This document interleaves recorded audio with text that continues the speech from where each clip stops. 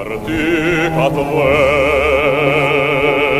atë bukrën kar, me fuqine kësaj zemre do të këndoj. Të dashur teleshikues të televizionit të shqiptarëve të Amerikës, përshëndetje. Sot në rubrikën Kombi Ynë do të flasim se si kryengritja e Malësisë së Madhe ndikoi në rënien e perandorisë otomane. Këtë vit është 114 vjetori i kryengritjes së Malësisë së Madhe. Shpesh, në shtypin e huaj të vitit 1911, kur gjërmon gjen analiza, hulumtime dhe përsjatje me vlerë për historinë kombëtare, që i kushtojnë kryengritjes së Malësisë së Madhe. Ne si shqiptar e kemi të ngulitur memorien tonë historike, rolin e trimave si Det Gjoluli dhe sakrificën e malësorëve në kryengritjen e Malësisë së Madhe. Por pak kemi dëgjuar mbi rëndësinë e kësaj kryengritje në aspekte më të gjëra, edhe pse ajo shënoi fillimin e dy dukurive politike e gjeopolitike. Së pari zgjerimin e kryengritjeve dhe aspiratave për liri në të gjithë Shqipërinë, e së dyti si dëshmi e rënies perandorisë otomane. Masat e ashpra të forcave osmane kundër popullsisë së pambrojtur shqiptare, kundër çdo shfaqje të patriotizmit shqiptar, shtuan pakënaqësinë ndaj regjimit Gjon Turk dhe ngritën më lart ndërgjegjen kombëtare të popullit shqiptar në vitet 1910-1911. Gjatë ekspeditës së Shefqet Turgut Pashës në Malësi të Madhe, malësorët që larguar në përmale ose ishin strehuar në maltëzi. E në këto rrethana, komitetet e fshehta filluan përgatitjen e një kryengritje të re, e cila do të fillonte në muajin maj të vitit 1911. Mirëpo, mbreti Nikolla i Malit Zi synonte të realizonte planet e tij pushtuese ndaj Shqipërisë së Veriut. Ndaj, kryengritja shpërtheu para kohës së parashikuar me 24 mars 1911. Po, pse filloi kryengritja para kohe? Disa nga arsyet ishin parandalimi i masave represive, u shpall kryengritja përpara se ndërmeshin veprime të rënda ndaj pushtuesit turq ose autoritetet, duke u dhënë kohë dhejsve lokale të organizoheshin e të mbledheshin forcat në mënyrë të bashkuar, që të bëhej mobilizimi sa më i shpejt i popullsisë. Duke shpallur kryengritjen në këtë mënyrë para kohe, udhëheqësit synonin të nxisnin ndjenjën kombëtare dhe solidaritetin mes banorëve, duke u bërë më të përgatitur për përballlimet e ardhshme. E nga ana tjetër, shpallja para kohe sinjalizoi se status quo-ja ishte e paqëndrueshme dhe se ndryshimet ishin të pashmangshme, duke krijuar kështu një klim ku dhe aktorë të tjerë, siç ishte Malizi, brenda dhe jashtë rajonit, mund të shiheshin të angazhuar në këtë përpjekje për liri dhe autonomi. Natyrisht, këtu rol luajti dhe nxitja dhe organizimi edhe nga Mali i Zi. Kryengritja filloi me 24 mars të vitit 1911, kur malësorët e Hotit, udhëhequr nga Det Gjoluli, Gjek Marash, Gjeloshi e të tjerë, filluan veprimet e armatosura duke sulmuar fortifikatën kufitare të Rafshës. Lëvizja ushtri shumë shpejt në Grud, Kelmen dhe Kastrat. Shpërthimi i kryengritjes shkaktoi panik tek autoritetet Gjon Turke në Shkodër. Autoritetet osmane menduan ta përdorin si mjet për të penguar kryengritjen fanatizmin fetar, duke synuar të nxisnin përçarjet e grindjeve fetare ndërmjet shqiptarëve muslimanë katolik. Por në të njëjtën kohë, Gjon Turqit hapën fjalë në 4 anët se malësorët kryengritës ishin veglat të kralit të Malit të Zi, domethënë të një shteti të krishterë, dhe po luftonin kundër muslimanëve. Për të nxitur konfliktin ndërmjet shqiptarëve, autoritetet osmane u shpërndan muslimanëve të qytetit dhe rajoneve të tjera rreth 4.000 armë. Por popullsia muslimane e priti me shpërfillje këtë propagandë. Vetëm një pjesë e vogël e atyre që morën armë luftuan kundër malësorëve. Edhe këta nuk i shqetësonte përkatësia fetare e Malit të Zi, por synimet e tij tashmë të njohura ndaj trevave shqiptare dhe vetë qytetit Shkodrës. Kryengritja përfshiu menjëherë krajinat e Malësisë së Madhe. Numri i kryengritësve arriti brenda pak ditësh në 3.000 veta. Me 28 mars, kryengritësit morin qytetin e Tuzit. Garnizoni i vogël ushtarak dhe qeveritarët u detyruan të mbylleshin në kalan e quajtur Shqipshanik, që ndodhet në krye të saj. Më 30 mars, 400 malësorë sulmuan Koplikun por u tërhoqën për mungesë armësh e municionesh. Cilat ishin koncesionet që morën më vonë malësorët nga qeveria turke? Ato treguan fuqinë e drejtësinë e luftës malësore, por treguan dhe dobësinë e fuqisë perandorisë osmane. Një gazetar italian i kohës, Felice Santini, një senator i mbretërisë së Italisë, sipas lumtimeve tona, shkruante në artikullin e tij Kriza turke në Nuova Antologia, votuar në Firenze në vitin 1911, një analizë mbi këtë ngjarje në këndvështrimin e një fuqie si Italia në raport me Turqinë dhe shqiptarët. Autori, siç duket nga shkrimi, është njohës i mirë i problemeve të perandorisë osmane dhe mbështetës edhe për arsyet e politikës së Italisë së kohës të kryengritjeve shqiptare.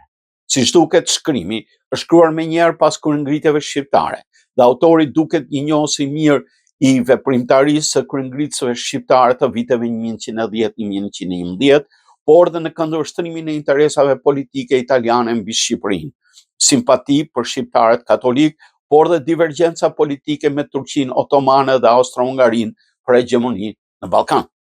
Çështja shqiptare, e cila pushtoi dhe shqetësoi për një kohë të gjatë pushtetarët e politikës ndërkombëtare, ende paraqitet jo pa vështirësi e rreziqe dhe është gjithmonë shqetësuese, shkruan ai.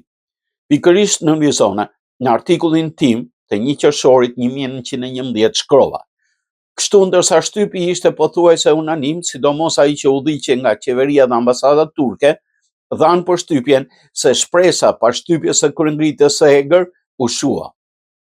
Unë shpreha rezervat e mia, thot autori në lidhje me këtë, duke thënë se gjithçka ishte në gjendjen më të përkohshme të fjetur, gati për t'u rishfaqur më e dhunshme se kurrë dhe rezultate premtuese për ata banor heroik malësor, të cilët me këmbguljen e pahepur ndaj trupave turke do të kishin bërë jo vetëm qëndresën më të ashpër, por do t'i kishin masakruar ato. Unë vërejtja, tha autori, se kryengritja shqiptare ishte para nga vështirësitë e mëdha që regjimi i ri otoman do përplasej ashtu siç u përplas. Pra më lejoni të rishikoj, thoshte ai në qershor, çështjet e pasgjidhura, dhe pse në qarqet zyrtare osmane dikush dëshiron të këmbgul në mënyrë jo normale, se nuk ka çështje të pasgjidhura. Për të filluar me çështjen e malësorëve, për cilët aq shumë dhe kudo u fol e u shkrua, u diskutua, është e dobishme të pyesin veten se në çfarë konsiston zgjidhja e shpallur nga qeveria otomane, pas udhëtimit të sultanit në trevat fqinje të Shqipërisë, pa depërtuar në brendësi, kryengritësve u dha një afat për 10 ditësh, u premtuan disa kushte për nënshtrim, malësorët nuk pranuan të dorëzoheshin, pasi afati i dorëzimit u zgjat dhe për 15 ditë të tjera, edhe pse u ofruan kushte më të favorshme.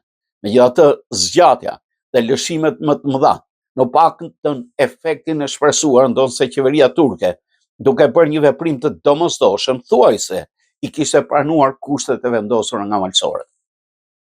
Është vërtet që këto rezultate nuk mund të pretendojnë se janë zgjidhja e çështjes malësore, thekson ai.